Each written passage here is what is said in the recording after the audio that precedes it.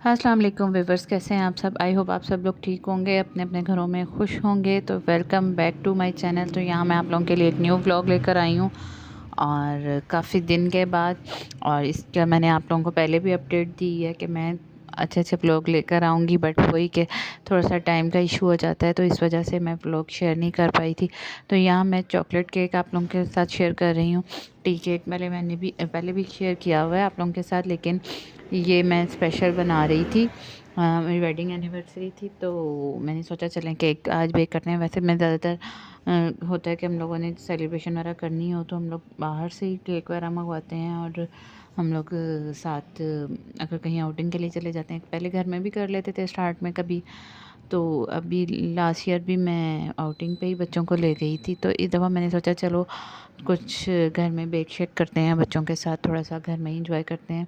Husband तो मेरे कह रहे थे, मैंने कहा नहीं रहने दें। और इसके लिए मैंने कहा फिर किसी टाइम चले जाएंगे आउटिंग वगैरह के लिए, ये आज मैं घर में ही करती हूँ। मुझे था कि मैं थोड़ा सा बेकिंग शेकिंग करूँ तो बस चॉकलेट केक बेटा काफ़ी दिन से कह रहा था आप सिंपल टी केक बना लेती हैं, चॉकलेट केक नहीं बनाती हैं। तो मैंने कहा चलो आज मैं उसको चॉकलेट केक भी साथ बनाऊँ। तो बस मैंने 3 अंडे लिए थे, 2 कप मैदा था, और इसमें साथ baking powder, baking soda 2 pinch लिया था, चीनी भी 2 कप लिए थी, और घी 1 कप में 1/4 कप डलता है, तो उसी हिसाब से मैंने डाला था 1/8 कप।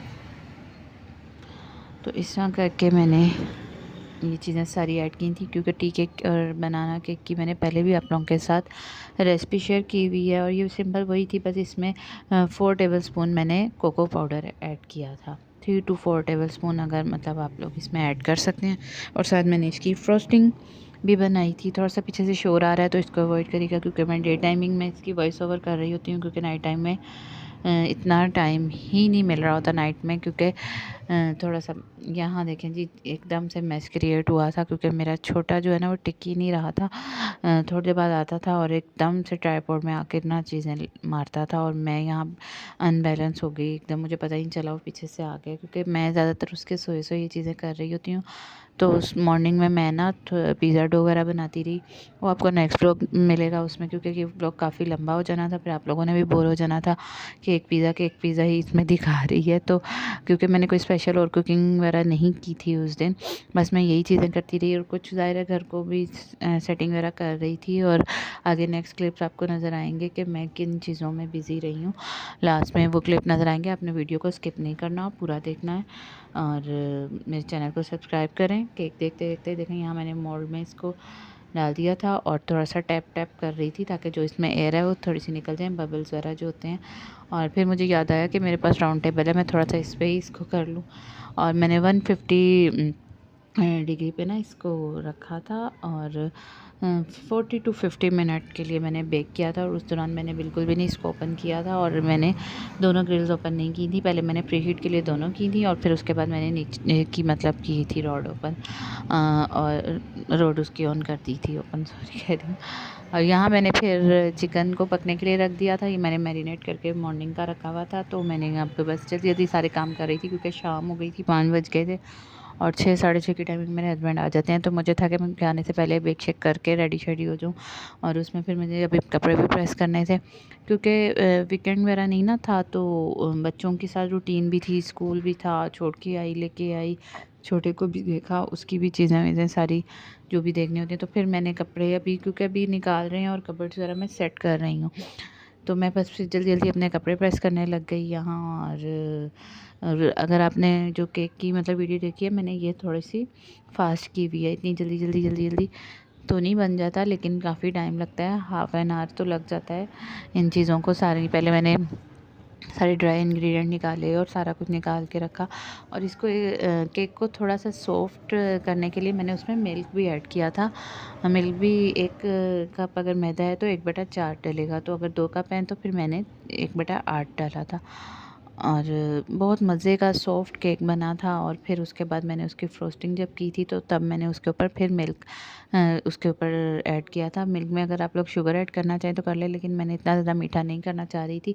तो यहाँ चिकन भी मेरा रेडी हो गया था, शुक्र है कि उस टाइम गैस आ गई थी, नहीं तो मैं सिलेंडर पे ही रखती।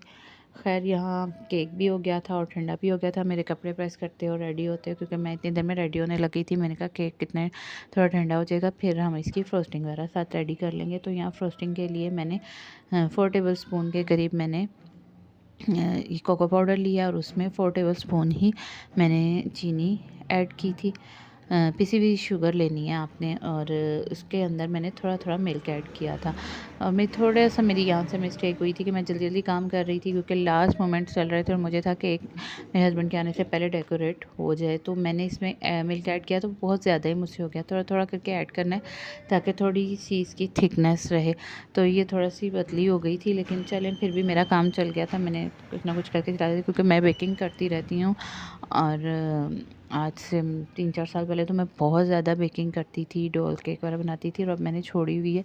इसलिए मैं क्रीम वगैरह और चॉकलेट फ्रोस्टिंग में चॉकलेट से रेडी करती थी। तो वो चीज़ें भी मैं आप लोगों के साथ आहिस्ता आहिस्ता शेयर करूँगी। आहिस्ता आहिस्ता मैं इन चीज़ों को दोबारा से मतलब अपनी रूटीन में ला रही हूँ। मुझे शौक़ है बेकिंग का, तो मैं केक वगैरह डेकोरेट करती रहती थी, क्रीम कलरफुल क्रीम्स। और मैंने अपना कोर्स वगैरह जब किया ना, तो मैं बहुत इन चीज़ों को करती थी। तो खैर अब रूटीन थोड़ी सी डिफरेंट भी हो गई है, बच्चों की रूटीन भी, और उस टाइम बच्चे थोड़े से छोटे थे, स्कूलिंग नहीं थी। तो यहाँ बस मैं रेडी हो गई हुई थी बस, और केक को ही डेकोरेट कर रही थी। और इसके ऊपर अब मैं क्या करूँगी, इनको चेंज कर लूँगी, क्योंकि ये वाला जो ऊपर से थोड़ी सा फूला हुआ था वो मैंने कटिंग करके नीचे कर दिया, और ये ऊपर वाला जो नीचे वाला था वो मैं ऊपर रखूँगी, ताकि इसकी फ्रोस्टिंग अच्छे से हो जाए और इसको अच्छे से मैं डेकोरेट कर लूँ।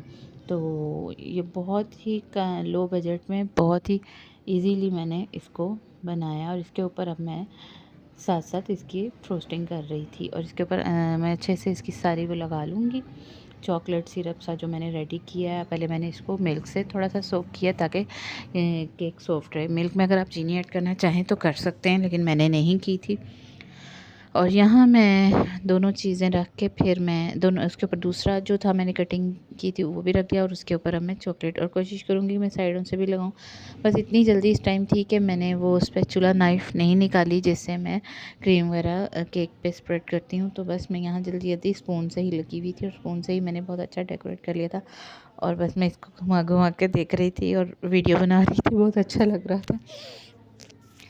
और वैसे मैं रेड कलर का भी बना सकती थी, लेकिन मैंने कहा फिर बहुत ही रेड रेड हो जाएगा, रेड ड्रेस है, रेड रेड हर चीज़।